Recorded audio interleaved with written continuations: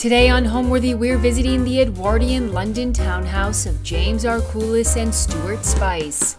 As an interior designer, James infused their home with bright colors and collected objects that speak to each other in a sophisticated yet whimsical way. Meanwhile, Stuart, a garden designer, ensured their dreamy outdoor space filled with terracotta planters and flourishing greenery was the idyllic spot for entertaining.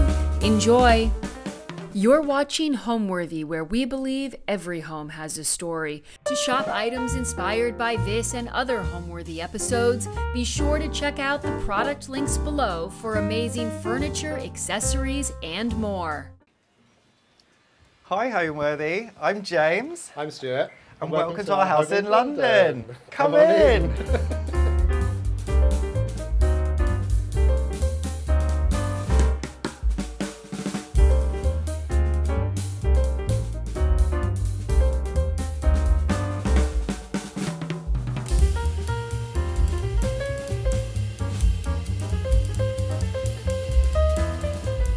So we're here in the entrance hall and I'm going to give you guys the tour inside because Stuart's a garden designer and I'm an interior designer, so we agreed that we would kind of split what we do here, although you'll see that throughout there's influences from both of us.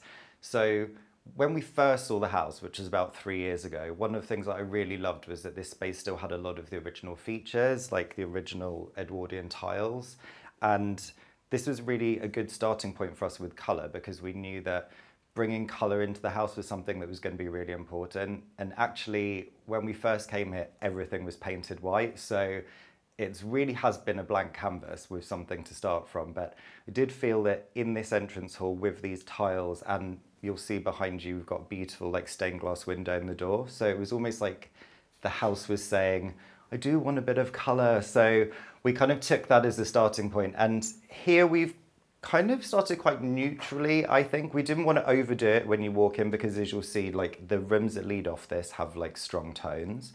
So this is a colour called Henderson Buff by Benjamin Moore Paints, and we went for this because you get a lot of light from the front and the back of the house here, so actually the light changes throughout the day, and it was really important to find a tone that worked in the morning, in the evening, but that also worked with the tiles. And then we had quite a lot of conversations about whether we were going to keep this wallpaper or not, which I'm convinced is original, but lots of people just don't like it and said, you have to take it out, you've got to strip it off. But in the end, we decided to just paint it in a nice neutral tone. And I think it's nice that we have something here that for me definitely nods back to the original way the house might have been. On top of that then, we've tried to add colour. I've got an artwork here by one of my favourite Greek artists called Eclectic, and I really love like the bold red and almost electric blue and the simplicity of the lines. And we have some other pieces from him throughout. So actually on the table here, we've got an original print of his, which I bought Stuart for his birthday because it's a guy frolicking in the garden, so it reminded me of him. And it's like centre place on this lovely table, which was one of the nice things about having a bit of room here in the opening, because it's nice to have somewhere to put your keys and your shoes. And we always kind of collect things on here. So there's normally flowers to bring a bit of colour, and have my favourite jar of Santa Maria Novella potpourri, which I definitely feel potpourri is not just for the 80s. This stuff is amazing. So we bought it in Florence and it just smells absolutely gorgeous. And apart from that, one of the other essentials that we put in here, I think if you live in London, is we have some door curtains, because certainly in the winter, coming home when it's freezing cold and totally miserable, there's nothing nicer than pulling those closed and just putting the world behind you and coming into a house that's nice and warm and cozy. So if you come down here, I can show you a little bit what else we did with the hall. We've obviously put in a new stair runner, which brings a little bit of the blue through that you'll see in the other rooms, and is kind of picked up in the colours of the print and in this vintage lamp that we found in France as well. And I think throughout the house we've tried to link the colours wherever you go. And originally down here, this has changed, so we put this door in so you could see through to the kitchen, which is something an Edwardian never would have wanted you to be able to do when you walked into the house. And the reason that we did that is so that we could put in a little loo under the stairs, which is so useful in London. And here we went for a really, really bold colour to try and make it fun. And when people come around for dinner and things, they're obviously not expecting this to be here, and they love it when they go in. It's got a really kind of almost like, I don't know, like a nightclubby kind of vibe. It's like very dark and moody, and it's got a great sink that we've bought in Marrakesh. So I love that. It's been a great addition to the house, although not original. And then from here, we can go through into the sitting room and I'll show you the rest of the house.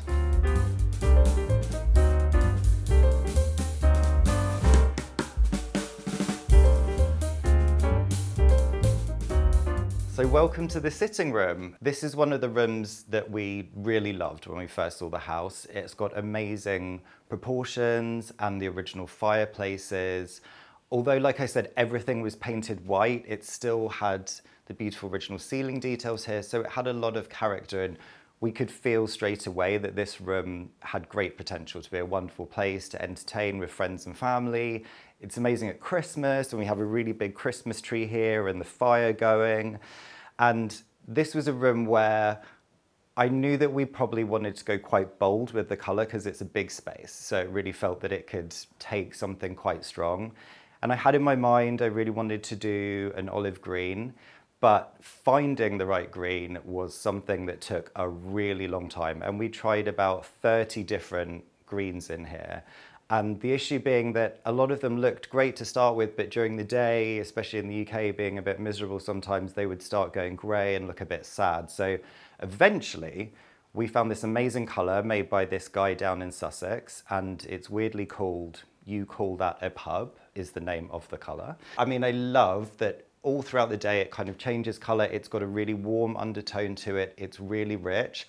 But unfortunately, it did take about 7 coats of paint to get it to this level. And my husband, Stuart, painted this room. So he's just about forgiven me for that. And I think it looks good. So we've agreed it was worth it in the end.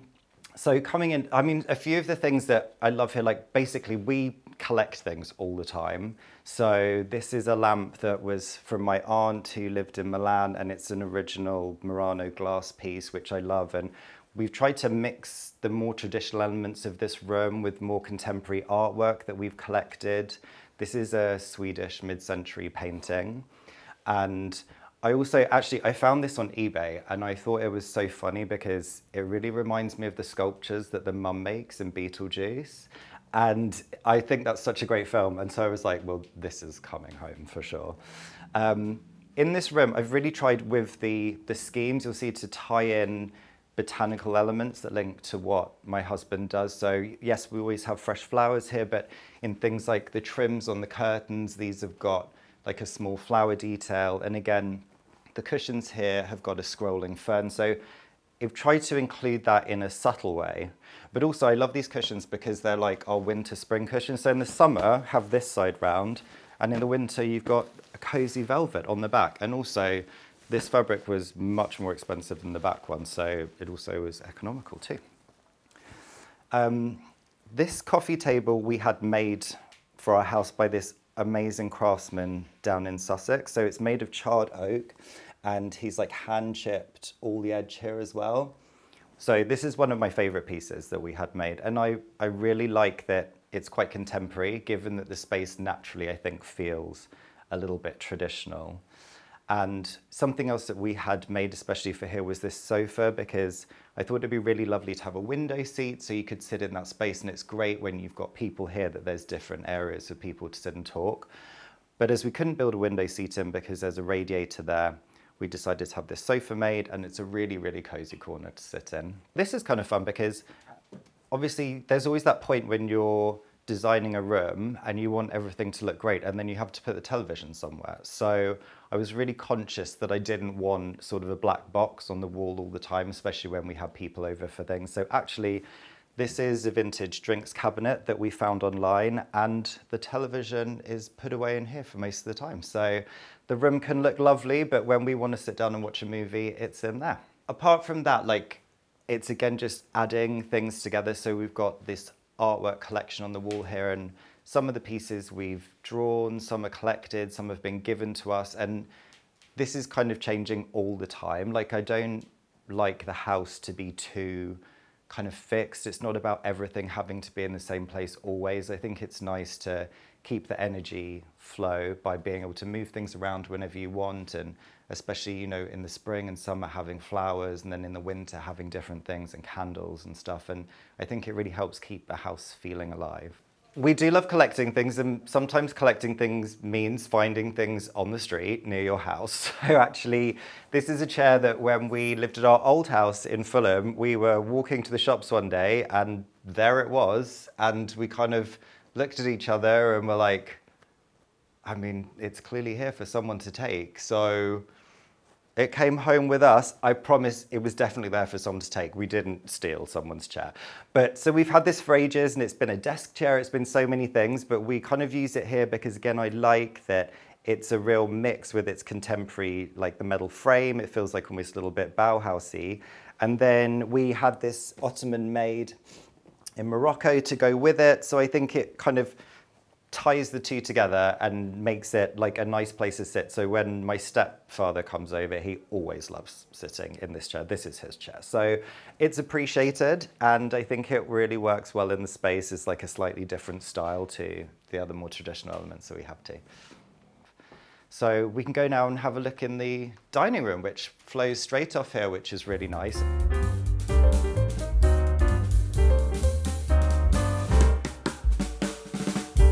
If you're coming over maybe for a party, we'd probably head straight to here, and I could get you a drink, alcoholic or non-alcoholic, no judgment.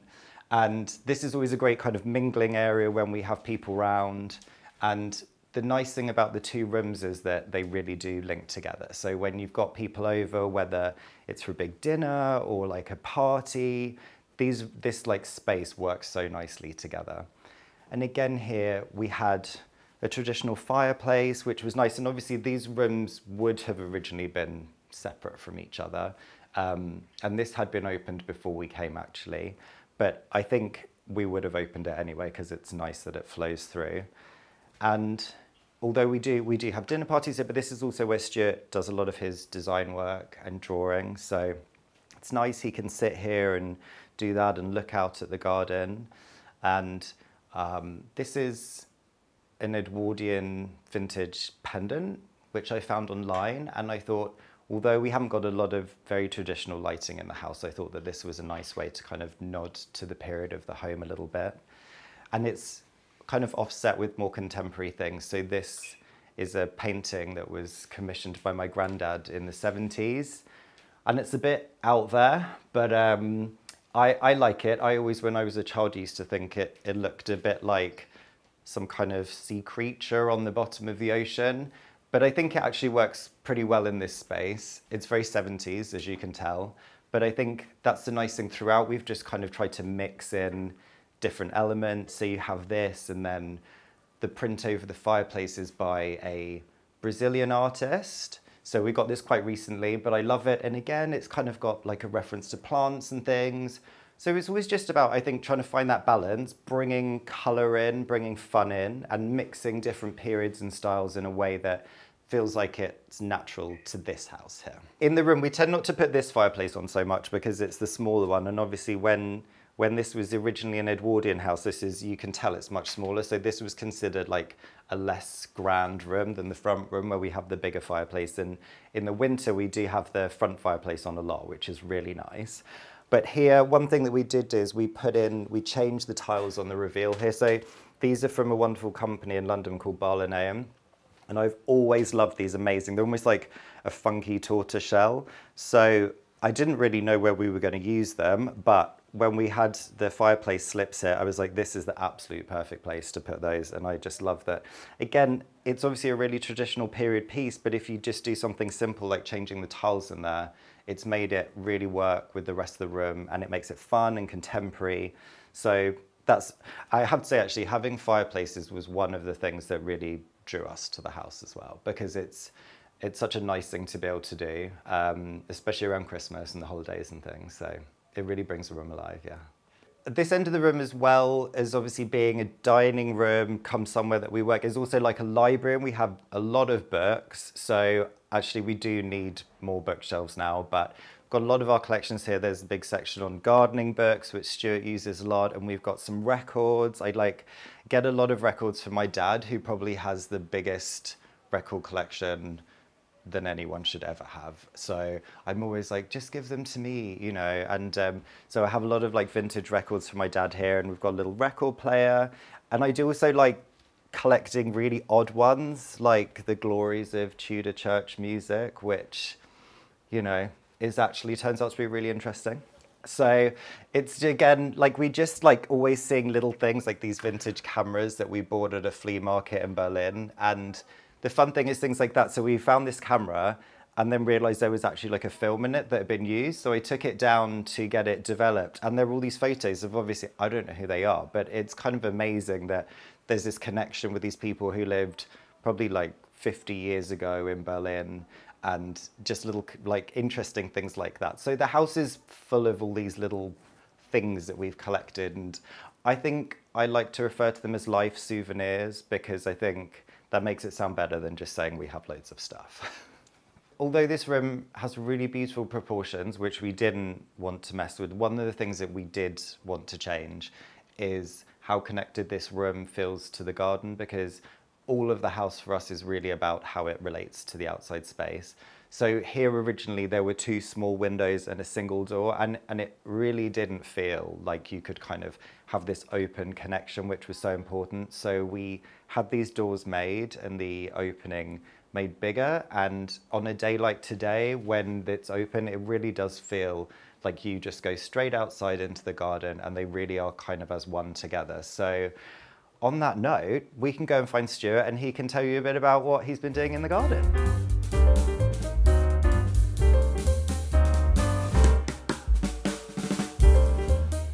So this garden is actually on a north-facing aspect, and everyone told us, like, do you really want to take on a north-facing garden? But I saw that as a bit of a challenge. So this is like kind of the way in from like the dining area into the garden, and it's really I thought it was really good to have a good strong focal point running down the garden. It's kind of like got these 4 great big terracotta pots there, and then at the end you'll see there's a big Greek urn to kind of reflect what James's heritage and his Greek. So this is kind of like a bit of a shady area, really like a really nice cool area in the summertime. Obviously London gets really hot, so it's really nice to have that kind of like respite.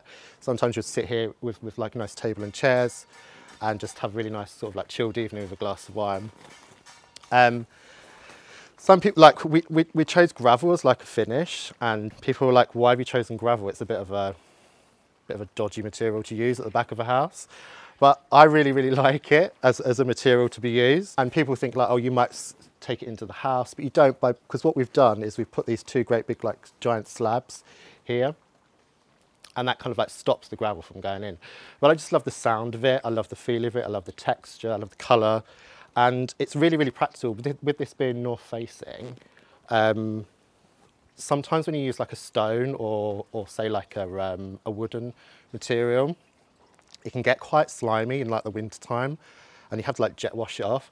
But with gravel, it's no problem at all. You just can come out and you can walk on it and not feel like you're going to slip over. We had this tabletop made. It's actually a zinc by a company called Think Zinc. It's really, I really wanted a metal top because like a lot of things, and it's been made bespoke for us. So, and it needed to be made bespoke for this space because finding it really difficult to find a table that fitted this space properly. And then, yeah, we just put some really fun, colourful chairs around. And then the parasol is just, I think, something we found online.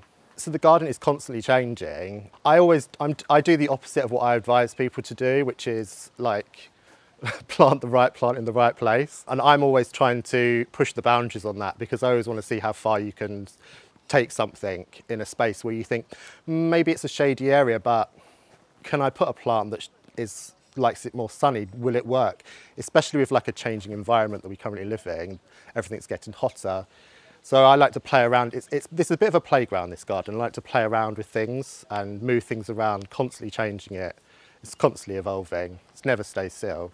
To be honest with you, this is kind of like my own individual project. I went to the plant nursery and just went, what plants do I really like?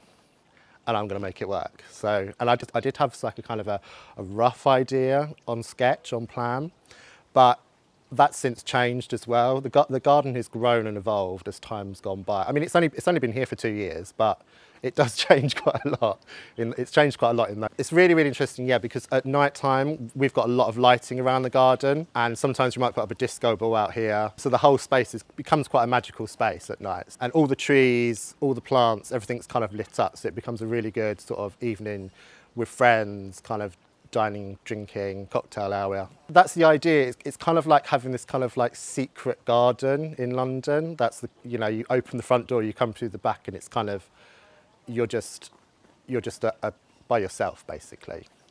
Me and James actually installed this little water feature ourselves. And it's really, really because London is quite a noisy place to live in. And just to have that lovely bit of water sound, that sound in the garden, just really distracts you from everything else that's going on around you. So yeah, it's a really, really lovely feature to have in the garden. And if you can fit a water feature in your garden, just a little one somewhere, I would do it. This big stone sink here, there was a purchase from eBay, and it weighs an absolute ton. Didn't realise it at the time, but trying to get it here, getting it installed. But it's a really, really good thing to have. Like, when we entertain, we'll fill this all up with ice and have like bottles of wine in and things like that. So it's a really good, it becomes like a drink station as well. So at night. This is kind of like a bit of a sundown space. So the sun hits down here, and you can sit here and bathe in the sun in the evening.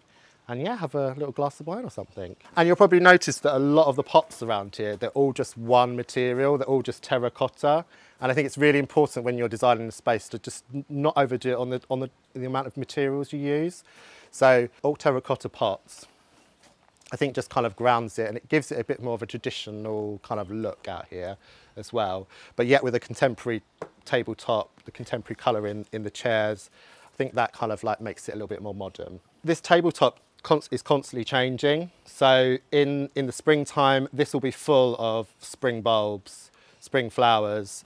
All these pots, a lot of these pots get rechanged to that. And then right now, this is quite like a hot and sunny look with all the aeoniums. And now I'll let you go and see James, who's going to talk to you about the kitchen.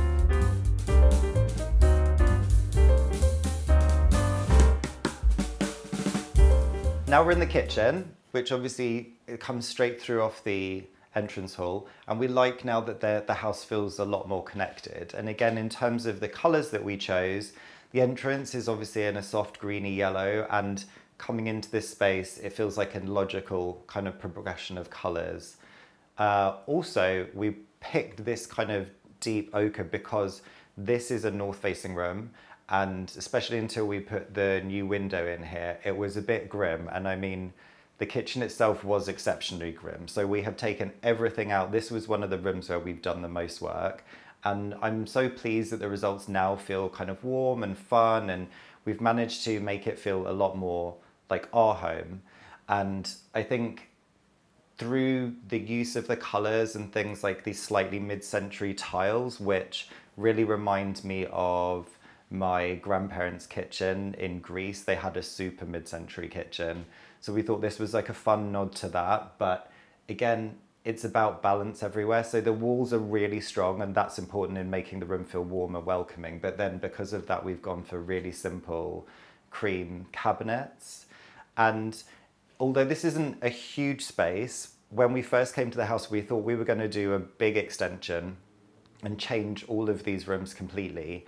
But when we really got to know the home, it really felt like it would be such a shame to do that. It has such a nice character of its own. So we really wanted to see how we could make this room work. And for two people, in terms of size, it does work really well. But we've kind of split it up into different areas. So here we have what we call the bistro, which is where after a day at work and maybe you come home and it's a bit cold and miserable outside and stuff, we like to sit here and have a glass of wine and have a catch up, and I'll say, shall I meet you in the bistro tonight? And like, it's nice to have somewhere that we can sit and talk and that's different than going and sitting and watching television.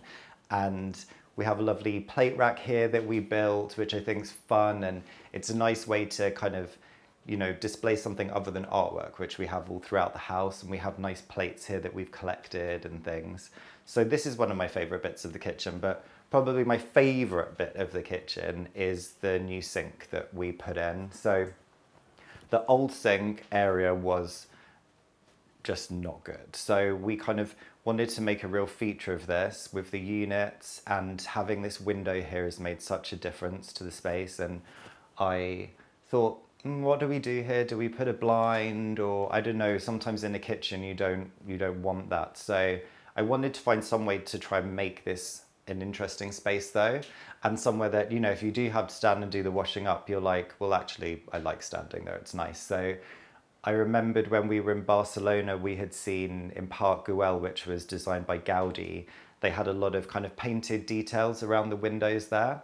And so that's loosely where this idea came from. And now it's like one of my favorite parts of the house, and we always have flowers through the summer, and you know, you've got to do the washing up, so you might as well make it somewhere that is fun to do it. So we love having people over for dinner, and Stu actually is more of the cook than me, I would say. So the nice thing now is we've got plenty of work surface, there's lots of room to cook, and although having open plan's brilliant, we've found that having the dining room and the kitchen separate is actually really great when you have people over, because it means that you can make loads of mess in here if you're feeling super creative in the kitchen, and then no one really has to see it either. So that's definitely been a bonus for us, yeah. Here we bought this cabinet from a charity shop in London, and it basically houses all the little like jugs and salt and pepper shakers and bowls and all the things that we've collected from traveling around. And they're always so useful when we have people over for dinner, and they all come out. But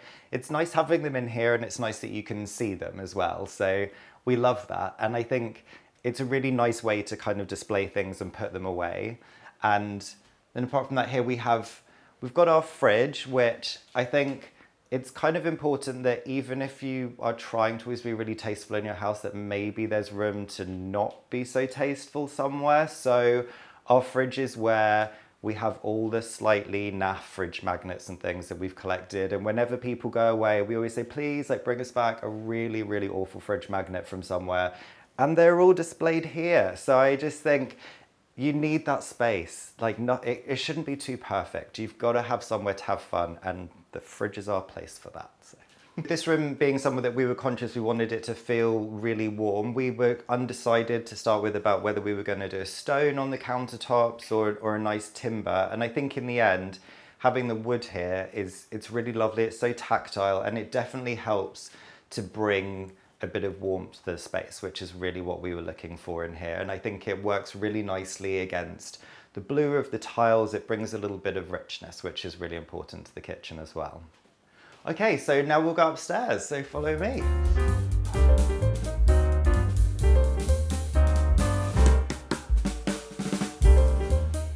Okay, so we're here on the landing. Obviously all the rooms upstairs lead off from here, and again the colour from downstairs comes all the way up, which is why again it was important it kind of worked with all the colours coming off these rooms. And in this space we've got a few interesting things. So this is a vintage Marimekko sample piece that I was given by someone I used to work with, and it's just a really, really super long piece of fabric, but I've put it on 2 bits of canvas, and I think it's beautiful. It's almost like an abstract landscape painting. So that works really well in this space here, I think. And we've also got this unusual sculpture that I bought when I was about 11. I was down with my grandma in Hastings, and I asked to empty my post office savings account to buy it, and she was completely horrified. But to be fair, to this day, it is still here, so I feel it was a great purchase, and we love these Hindu gods who hopefully are keeping an eye on all of us in the house and keeping us good. So from here we could go through into the bedroom, and I'll show you that.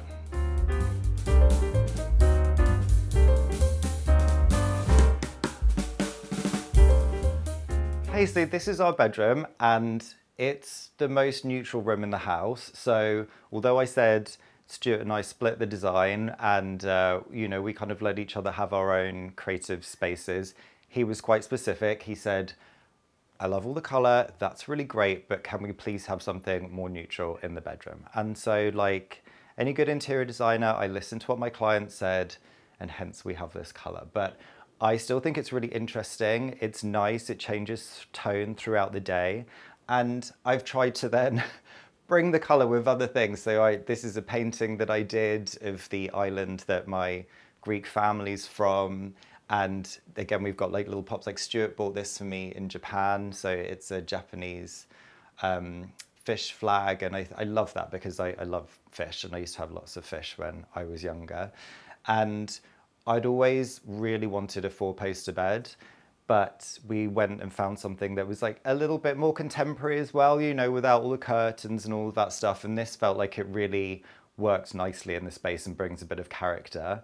And we found these are vintage, kind of slightly Art Deco bedside tables, which again, I think it's nice to mix the kind of richer woods against the dark, more of like a lacquer of this. And then again, it's just about kind of layering things together. I always like have a stack of books by the bed. Like it's always good to have things to read. Sometimes they're, you know, educational highbrow, sometimes not so much, but you know, always something on the go there. And then the rest of the rooms really have got lots of family photos and like mementos of different things. So just here we've got a collection of some prints, and these are some of them we've done. So I did this painting and this piece here and this drawing, but then this is a print by Yayoi Kusuma, who I love her work, and I probably just said her name wrong as well, so I'm really sorry for that. And they're just like little bits that we've collected together. So this was Stuart's grandparents, and this is a vintage chest that's always useful to have as well. And I just think it's nice to have things in the bedroom. So we tried to keep it calming, so there's not too much stuff going on in here, but it's a level that I think works really well for us and still gives the room a bit of character. So one of the things that we did love about the house was that it did still have some of the original features. So this is one of the original Edwardian wardrobes, which looks beautiful. I would say is limited in terms of its practical use for clothes, because actually Edwardians used to hang their clothes back to front rather than sideways like we do now. So it's not actually deep enough to hang clothes in this way, which is why we have the separate dressing room, but it is very useful for keeping all sorts of other stuff in. And again, the room had the original fireplaces, which we don't use, but I thought these were so pretty, and I loved the colour of these tiles particularly and the design on them. This is probably like my favourite colour, this teal, and so it's nice that they were here as a starting point to kind of pull colours on for when we were doing different things in the house too. So again, with the curtains here, like I wanted to find something that felt a little bit bedroomy, so we went for a ticking stripe, and then this trim we found actually in an antiques market in Hay-on-Wye in Wales, and I bought it for the company thinking we would use it on a project somewhere, but then I realised actually I liked it too much, so it's here in our bedroom instead. And I think it's a really nice way to just bring a little bit of interest on what otherwise would be really simple curtains, but I love them. Okay, that's the bedroom, so come with me and I'll show you the bathroom.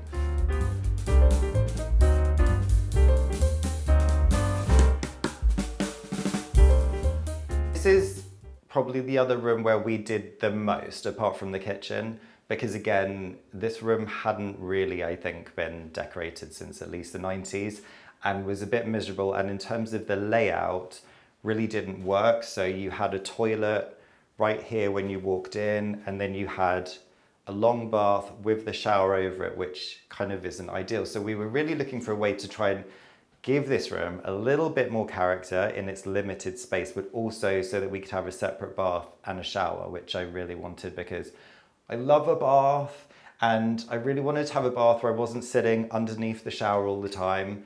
So we managed to figure the layout out. I think it works really well. We kept actually the motif of the black and white tiles, which felt quite Edwardian and classic, but then we've used a sort of a lighter sagey green on the walls here to give a little bit of contrast to that. And this stained glass window was actually what was downstairs, separating the kitchen from the hallway so that you couldn't see through all the way from the front door. And we knew we had to keep it and use it somewhere. So for now, it's here in the bathroom, and it's a nice little addition to the space. So you can see I did eventually get my dream bath, which is a roll top, and it is super comfy, I have to tell you. but I knew that wanted to do something a little bit different with it as well. So at work, we've done a lot of projects where we have baths and we've painted them like bright red and things, but I thought I've got to try and maybe do something a little bit more personal for us here. And I really couldn't think what to do. I knew maybe I wanted to paint on it, but then I have this guy that I bought at the British Museum when I was about 10. So it's obviously not an original from ancient Egypt, but from the gift shop. And I just always loved this turquoise color and the patterns on him. So this really became the starting point for sort of getting on the floor and painting the bath. And I have to say, I kind of love it. I think it's nice to have something a little bit different, and it's the kind of thing that really anyone can do. So I think that was fun. And then the other thing that we've done in here is layered in quite a lot of pictures, and the idea from that was a bit obscure, that we went to Osborne House on the Isle of Wight and we saw Prince Albert's bathroom, which actually again was really small, but had all these amazing oil paintings going up to the ceiling. And obviously we don't have that grand proportion here, but I thought, yeah, why not just have paintings in the bathroom? And this is actually a painting that I had done, so I kind of can sit here and critique it while I'm in the bath and, you know what I should change next time. So it often does come off the wall and I will try and improve on it, but really a painting's never finished, is it? So this could be going on for a while. And then the other piece is, this belonged to my grandparents in Greece, and it's a micro mosaic, which is amazing that they've made this painting out of this, like the smallest stones. So I love that piece, and it's really personal to us. And then this is something quite fun that we found in Wales. So this is for the person, I think, who has everything and loves decor, because it like folds down. So it's like a traveling display shelf, so that you can just take, like when you're away, you feel like you must have something to display things on. I mean, I just thought, who designed this? But I kind of love them for it. So this is now here. It doesn't necessarily come traveling with us, but I thought it was just too cute. So that's, I think, the highlights of the bathroom.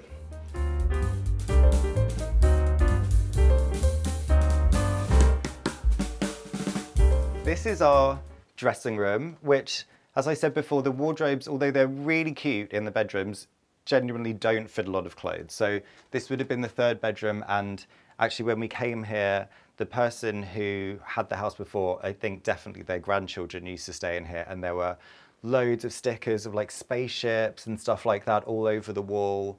I'm pretty sure we've got most of them off now, but every now and then, like, I do find one somewhere still. And in this room, I wanted to go for quite a deep color, and this has taken a long time again, and I am going to be really honest with you guys. I'm not sure I got the color right in here. This is supposed to be Venetian red, but I feel it's definitely more Venetian orange. And I think this room is definitely probably going to get painted again. But that's, I think that's the nice thing about when you're on home, isn't it? You can try things, it's different, and until you're happy with it, just keep going. So it's always a bit of a work in progress, but I do love that this room has given us somewhere to keep all our clothes. It's a nice place to come and get ready, put everything away, and I guess it feels like a little bit of a luxury in London and not a really, really big house. So we love it.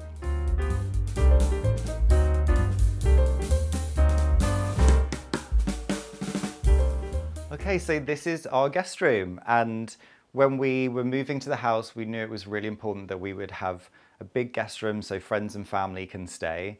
And we love that this room is almost as big as our room, so we can make somewhere that's really kind of cozy for people. And when I was thinking of a starting point for that, and like what could we do, what color would be kind of the most cozy color I could think of for here, I was thinking back to my grandparents' house in the 90s. And I feel like there was a lot of this kind of like peachy pink in the 90s. And so I was like, I'm going to go and try and find this color. I feel like this would be a good starting point for this room, but we could not find the color for here anywhere. And we tried loads of different things out. And eventually I saw this that we had, which is like this aftershave box. And I was like, that's the color. I was like, that is exactly the color that we need. So I took this down to the paint shop at the end of the road, And the very patient lady there, who I'd obviously been in a lot of times already, was kind of like, oh, you're back. And I was like, yeah, I've got like, you know, can you do this? Can you match this color to me? And she did. She found a Benjamin Moore color. I think this is called Roman Shade, but we like to call it Butch Pink. And this is the cozy color of our guest room. And I've tried to kind of offset that with navy blue and the greens of the artwork. Again, these slightly somber ladies I found on eBay, and I thought they were just interesting. I'm not really sure what they're all thinking, but it was a nice, I like the green against the pick. It's kind of a classic combination. And in here we've also got, this is a piece again that I got from my family in Italy, so it's traveled quite a long way to be here, but it's very useful in the guest room.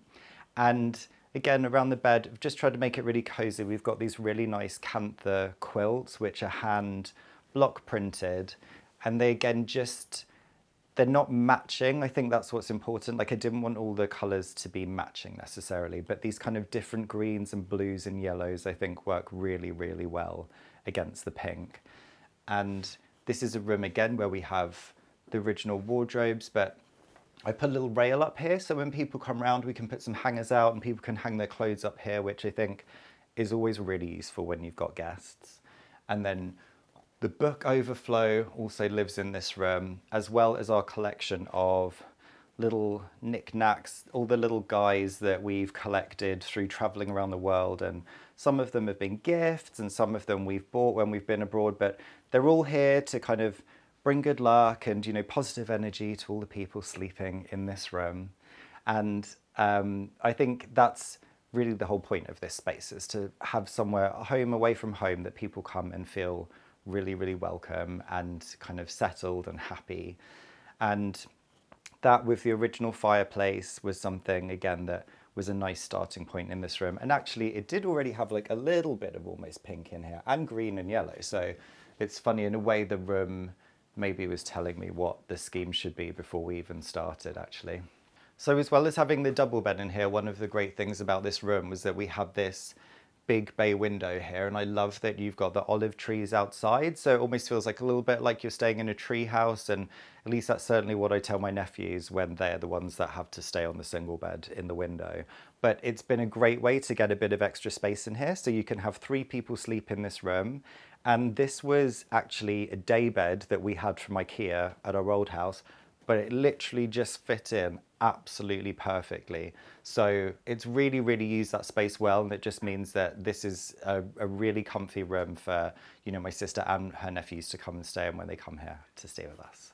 Obviously, we love plants, and we have a lot, and they have congregated here in this corner where I feel they're really happy together. They're creating their own little jungle ecosystem in the corner, and, you know, I'm sure providing lots of great oxygen for the people staying in this room. And again, like, kind of tying in with the plant theme, I found these curtains. They were actually from a supplier online, but I had them lined by our curtain maker so that they're really, really nice and thick now and have blackout in them as well. But I just thought this pattern with the leaves and the navy blue and the yellow just worked so well in this space that they were just perfect for here. And they add freshness with the cream as well against the pink walls, I think, which is important to have that balance in here, so it's not too cute, you know. So this is a print that was given to me for my birthday a few years ago, and Aldous Huxley is a relation on my mum's side of the family.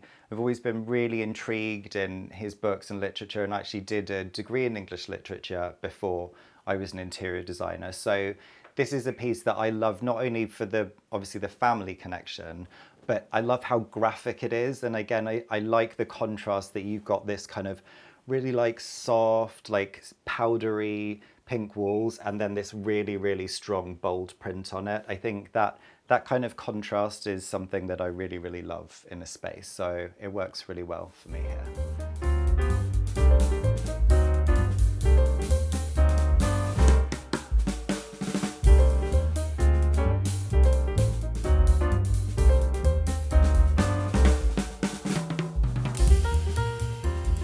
I think so many things make a house a home, and you said fun. Definitely fun, yeah. But I think for us it's also somewhere where you have all the things that you love together, whether that's friends and family or things you've collected and artwork and books, but wherever you bring those things together, that's home.